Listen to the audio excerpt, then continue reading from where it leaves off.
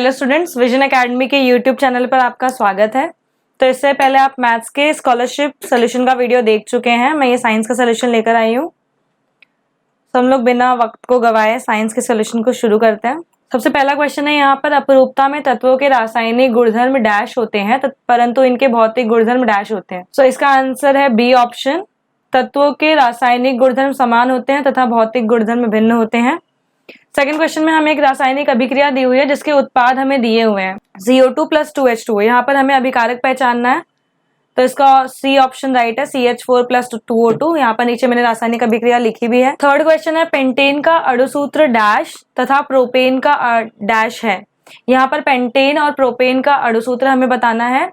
तो पेंटेन और propane alkane में आते हैं, इन्हें हाइड्रोकार्बन कहते हैं। हाइड्रोकार्बन वो होते हैं जिसमें सिर्फ हाइड्रोजन और कार्बन, सिर्फ यही दो तत्व होते हैं। सो पेंटेन और प्रोपेन क्योंकि अल्केन में आते हैं तो अल्केन का जनरल फॉर्मूला होता है CnH2n+2।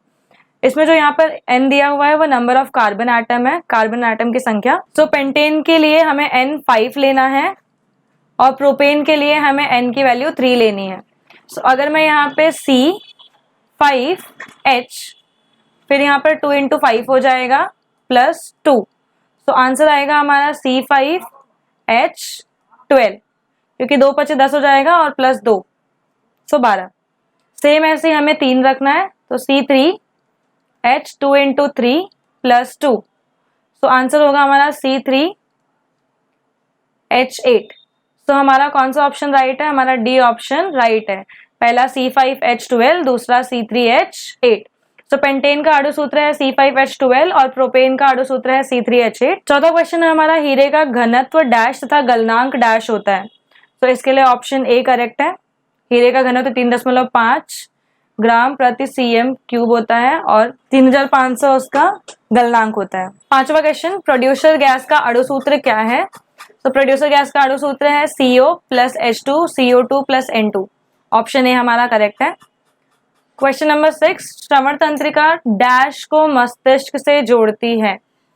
तो श्रवण तंत्रिका अंतःकरण को मस्तिष्क से जोड़ती है। 7th क्वेश्चन, ये न्यूमेरिकल बेस्ड क्वेश्चन है। इसमें हमें सबसे पहले तरंग दैर्घ्य दिया गया है जिसका डिनोशन लैम्डा है।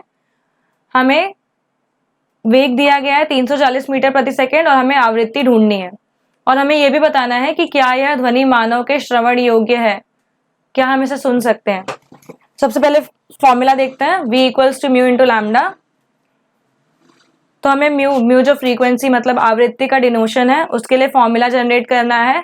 तो ये लैम्डा यहाँ पर गुणे में है, यहाँ पर जाएगा तो वो भाग में हो जाएगा। सो म्यू = V/λ आ जाएगा। V की वैल्यू हमारे पास है 340 और लैम्डा की वैल्यू 2 थी। क्योंकि यहाँ पर सेंटीमीटर में दी गई थी तो हमें इसे मीटर में करना था, इसलिए 10⁻² आया। अब जब ये 10⁻² ऊपर जाएगा तो ये 10⁻² हो जाएगा। यहाँ पे थोड़ी सी मिस्टेक है, तो ये हो जाएगा 10⁻²। फिर उसके बाद 340 का भाग देना है हमें 2 से, तो आंसर आएगा हमारा 170 × 10⁻²। 10⁻² मतलब ये 100 होता है, तो हम इसको जब मल्टीप्लाई करेंगे इससे 170 से तो आंसर आएगा हमारा 17,000 हर्ट्ज। हर्ट्ज जो कि फ्रीक्वेंसी की इकाई है। यहाँ पर नीचे मैंने एक लाइन लिखी है, मानवीय कान की ध्वनि सुनने की सीमा 20 हर्ट्ज से 20,000 हर्ट्ज है। सो क्योंकि ये 20,000 हर्ट्ज से कम है तो इसे हम सुन सकते हैं। 8वां क्वेश्चन फिर से हमारा न्यूमेरिकल बेस्ड क्वेश्चन है। यहाँ पर लिखा है, बिजली चमकने के 8 सेकंड के पश्चात नीता को बिजली की आवाज सुनाई दी तो बिजली नीता से कितनी दूरी पर होगी। यहाँ पर हमें ध्वनि का वेग दिया है 340 मीटर प्रति सेकेंड और यहाँ पर हमें समय दिया है 8 सेकेंड। ढूंढना है दूरी। वेग का फॉर्मूला होता है वेग = दूरी बटे समय। तो हमें दूरी का फॉर्मूला बनाना है। यहाँ से दूरी का फॉर्मूला अगर हम बनाएंगे तो यहाँ पर क्या होगा, ये समय यहाँ पर भाग में है, वो इस तरफ जाएगा तो गुणे में हो जाएगा। सो दूरी = वेग × समय।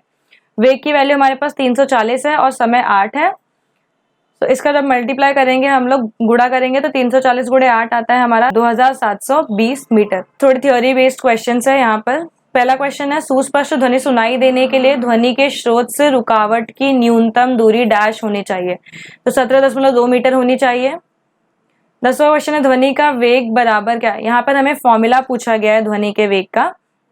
तो ध्वनि का वेग का फॉर्मूला V = λ/T भी है और V = μ × लैम्डा भी है, दैट इज ऑप्शन सी।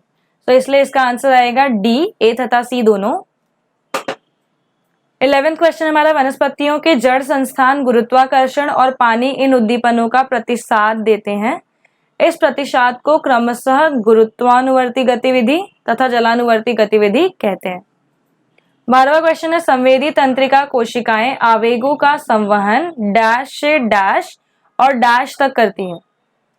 तो यहाँ पे ऑप्शन आएगा हमारा बी, संवेदी तंत्रिका कोशिकाएं आवेगों का संवहन ज्ञानेंद्रियों से मस्तिष्क और मस्तिष्क से मेरुरज्जु तक करती हैं। 13वां क्वेश्चन हमारा, मस्तिष्कीय तंत्रिकाओं की डैश तथा मेरु तंत्रिका की डैश जोड़ियां होती है। यहाँ पर हमें उनकी जोड़ियां बताना है। तो हमारा आंसर आएगा ऑप्शन बी, मस्तिष्कीय तंत्रिकाओं की 12 तथा मेरु तंत्रिका की 31 जोड़ियां होती हैं। 14 क्वेश्चन हमारा, मस्तिष्क विवर केंद्रीय वाहिनी तथा मस्तिष्काक्ष के अंतर्गत अंतरिक्ष में डैश होता है। सो प्रमस्तिष्क मेरुद्रव होता है। ये भी थ्योरी क्वेश्चन है चैप्टर 15 से। 15 क्वेश्चन हमारा, प्रोलैक्टिन संप्रेरक डैश कार्य करता है।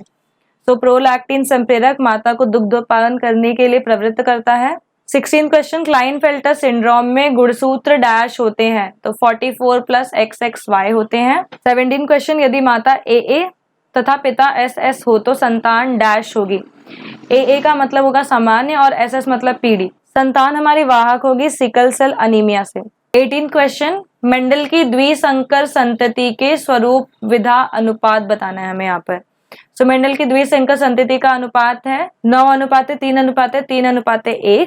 19 क्वेश्चन, डैश को प्यूरिन्स कहते हैं। तो इसका आंसर आएगा एडेनिन तथा ग्वानिन को प्यूरिन्स कहते हैं।